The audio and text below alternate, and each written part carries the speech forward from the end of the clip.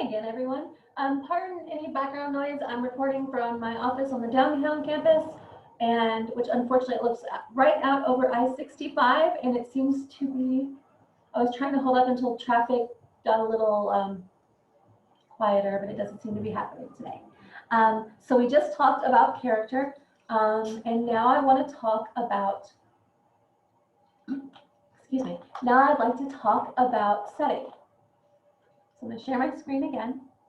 And again, this PowerPoint is in today's folder. It's the same one that was used in the last video, just from halfway down. So setting is where and when the story takes place overall. Where are your characters and when are your characters? So in what place are they physically, but also what time? Is it current? Is it in the past? Is it in the future? Are they in a society like ours? Are they in some sort of spaceship? Are they on a different planet? All of those things. If your setting is not defined, the events in your story feel disconnected or unrealistic. So if I was to talk about my day, part of me talking about my day would involve where I was during certain events. And that should happen in fiction too. If you can't tell where the characters are, then it's harder for the story to be believable. There's a balancing act, of course. Sometimes you give so much setting that the story is lost. And sometimes you don't give anything and your story feels disconnected.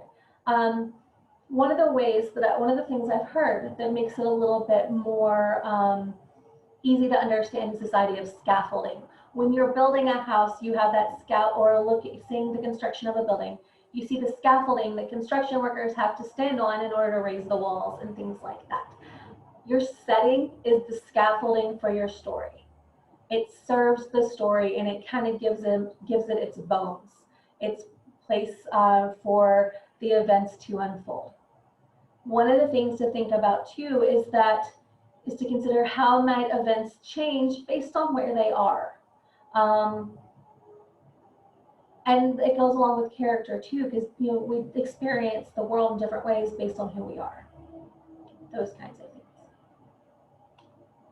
One of the biggest things is to consider sensory details and precise language. One of the books I've read on setting calls this word painting, and I think that's the best way to look at it. And this goes for any sort of writing, not just fiction writing. We're going to revisit this when we talk about personal essays, and we'll also revisit the idea of sensory details and precise language when it comes to poetry. So this will carry us well. If you want to consider your 5 senses, really describe where your characters are and be precise. There's a difference between house and apartment, but also there's a big difference between house and mansion and shack, those kinds of things. And that's a little simplistic. You want to be a little bit more precise than that. But also with time, consider not just the year it happened, but how your characters are experiencing that time. Things like race and gender will change how a character experiences something like the 1800s and even our time period now. It can also go along with character development. So this excerpt is from Time by K.B. Carl, which you should have read last week. Hurts time even more to glance up, eyes catching the way master laid, a skinny man. So here he's describing the characters and the fact that his wife is pregnant. But also we hear the fact that he says master laid. And we know that time is black, so we can assume that this is probably taking place during slavery in probably the American South. And then we get a little bit more in this next paragraph. He feels every bit in the earth in his hands to keep from looking at the master too hard and too long, listens to his wife Abigail standing close behind him, murmuring words to a bird song mixed in the wisps of the night Mississippi spring air. Okay, so we know it's there in Mississippi. We know it's springtime. And we know that he's digging in the earth, so this is a rural, probably plantation setting. And then we hear a little bit more about the master's tobacco crops in the next paragraph from this excerpt. We hear the eyes of the Lade family were cursed with greed, stealing Time's grandmother. So here we know that that Time is at least the third generation that's belonged to this family, that has been enslaved by this family.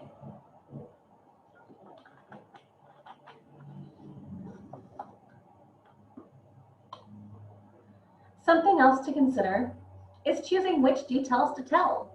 The reader doesn't need to know everything about where and when the story is taking place. They just need enough to understand the events of the story and how they impact the characters. So this excerpt comes from The Book Thief by Markus Zusak, which is my favorite novel ever written. And it takes place during Nazi Germany. It follows a foster girl, Liesel, who's being raised by her foster family, and she learns to read. Along the way, they hide a Jewish man in their basement. What makes the book interesting is it's narrated by Death, but Death is also kind of sarcastic and funny. So if you're thinking about character and voice and those things, then also this book is really helpful. But what I really enjoy about this is that, they're telling the story of Nazi Germany. That's a big story to tell. Lots of populations died from the Holocaust. Of course, you have the Jewish population, but also LGBTQ plus community members, communists, a lot of religious or people who wouldn't obey under Nazism, communists, political prisoners, and Roma, and many others. So there's a lot of stories that can be told here. Markus Zusak boils down to just this one story, and while it's important that this happens during Nazism, some of the events of the story would have happened regardless, or could have happened outside of that, or similar events like learning to read, going into foster care. Those are timeless stories. So he has to figure out how much background of Nazi Germany do I need to give.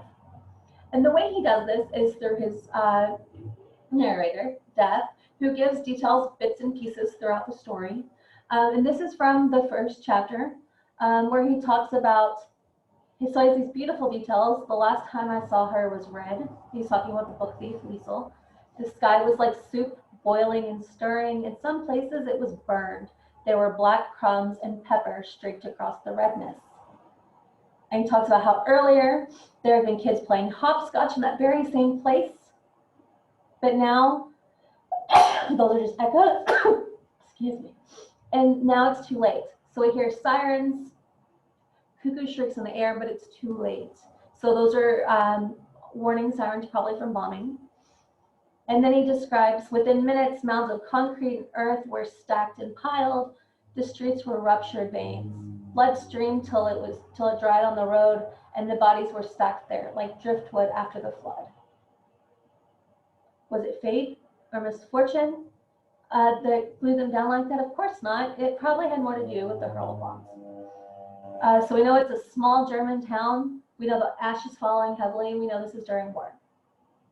And then on the next, or 2 pages later, you go down, and so when he's recollecting, he's collecting the book thief's body, and this is after Nazism has ended, but he's basically setting this up, and then the story flashes back to follow her. He says, when I collect her, I see a long list of colors, but it's the 3 in which I saw her in the flesh that resonate the most. Sometimes I manage to float far above those 3 moments. I hang suspended until septic truth leads toward clarity. That's when I see them formulate. The colors, red, white, and black. They fall on top of each other. This scribbled signature black onto the blinding global white onto the thick soupy red. He's describing the Nazi flag. So here from the beginning, we know that this is taking place in Nazi Germany, and we know it's in a small town. And you also want to consider degrees of setting. That goes along with what details do I need to tell. So you have this big picture. What year or time period? Where's the overall location? And is it rural or urban? So is it 2021 Kentucky, or 2021 California, or 2021 New York, or 2021 in Nicaragua or Ireland? that changes the experience of the story. And those are those big things. But also you have this small picture, and that's where you can build this intimacy with the reader and with the characters. A specific house, a specific neighborhood, a specific spaceship that you're developing out. You know, spaceship may be in space, but you're going to focus more on the events inside your ship. And I have a couple excerpts here from stories you'll be reading this week that I think do a really good job establishing their setting from the get-go. The first is from All of Us Animals by Annie Fraser. We're freshmen, 14, 15, 2 weeks living away from our mothers, and we think we're women now. Our school's all slate roof, dust-scented brick buildings, white paint layered thick on wood window trim. Poplars and oaks planted in rows, kudzu gobbled maintenance building out back. Generations of girls have learned here, first few batches, true bells for sure, all hoop skirts and ringlets, corsets and parasols. So from that get-go, we know that we're in a girls' boarding school. And we may not know exactly when, but we know that this has been established for generations, and there's definitely no more like Southern Belle type idea. So it's probably a more modern time period. And then the second, Murder Ballad by Jessica B. Weisenfels. Granny D, breast cancer, Tisha, lung cancer, Uncle Rick, stomach cancer, old Mr. Harlan, bone cancer. So many others. Well over half of those who stayed when the government bought up land near Harlan Holler to build I-49. Young folks tended to say it was the highway's fault, carcinogens poured out into our lungs and tainting our groundwater, but the old-timers had reached a consensus about it, and it didn't have to do with carcinogens. They all thought the cancer was God's wrath sent to punish those who sold their land and allowed the state of Arkansas to break the mountains. They gather in small groups on front porches, shelling peas and spitting chaw into the flower bed, saying, and every single one of us deserve it. So at the beginning, at the get-go, we know that this is I-49, Harlan Holler, Arkansas. We know what's going on. We know that the highway project caused them to break apart some mountains, which then led to higher cancers in the community. We don't need to know everything. We just need to know this small neighborhood. Or in the case of All of Us Animals, we just need to know that we're in this boarding school. And there needs to be enough details so we understand it. So I'll stop sharing. Of course, with anything, setting is something you probably have to think more about before writing. And you may need more information than what winds its way into your story, and that's fine. A lot of setting comes from pre-writing, and then you figure out how much of this needs to be in my story and how much of it doesn't. So I know that's a quick run through, and I would be glad to provide any other resources you may want. Just feel free to reach out and ask, and I hope you all have a wonderful week.